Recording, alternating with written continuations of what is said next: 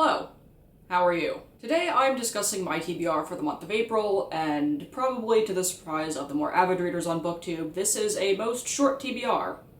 There is a reason for that. I have several stories that I want to read in April, but there is only one novel because it will most likely take me the entire month to read, as books this length usually do. And that book is... The Light of All That Falls by James Islington. This is the third and final book in the Lycanius trilogy, the first two books being The Shadow of What Was Lost and An Echo of Things to Come, both of which I really enjoyed. And in fact, I gave the first book 5 stars. Legit, I could spend an hour gushing about the series and why it's turning out to be one of my favorites of all time. Well, okay, I'm not done, but that doesn't change the fact that books 1 and 2 are currently vibing on my favorite shelf, and I've got very high hopes for book 3.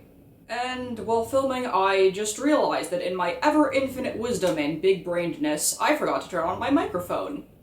Better late than never. The story begins 20 years after a rebellion that overthrew the Augurs, godlike beings who could see into the future, until they couldn't. The gifted, people with abilities that aren't quite as powerful, were spared on the condition that they submit to the rebellion's 4 tenets, which basically puts all the gifted on a very, very tight leash. The main character, Davian, is a student of the gifted, but there's a problem.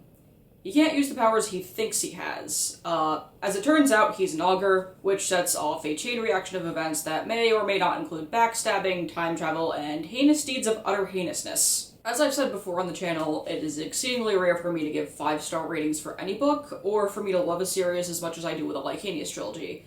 Here's to hoping I don't get disappointed. I legitimately love all the main characters. There was never really a time in the series where I felt like, okay, can we get to the next chapter? Although, not gonna lie, Caden is probably my favorite of the 4, Asha being a close second. No spoilers. I've heard lots of good things about the series, and honestly, the praise is well deserved.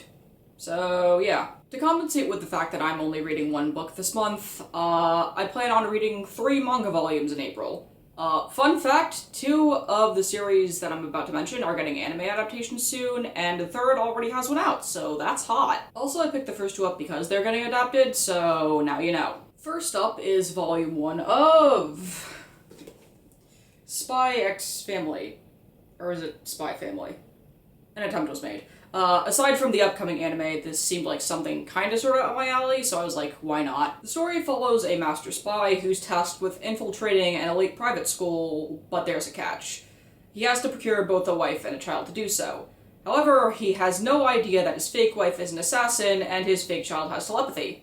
Spicy. Wait a second. His name is Twilight?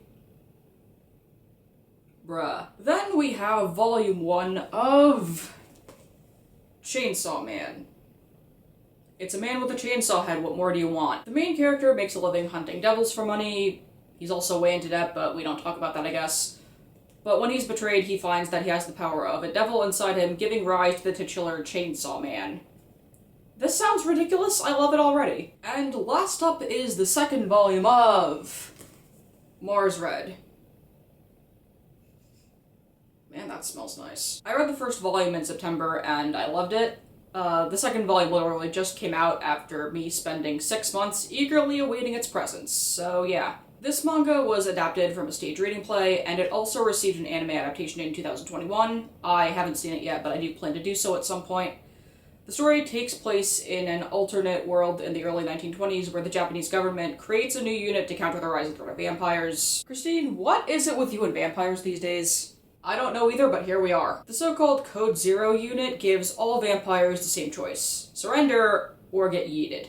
While carrying out their mission, Code Zero encounters a bunch of strange beings and phenomena that force them to question their identities and reconsider their life choices.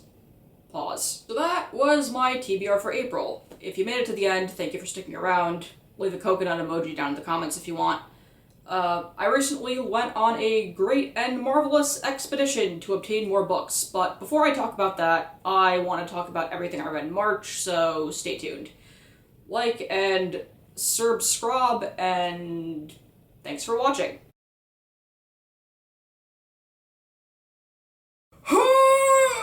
Ugh.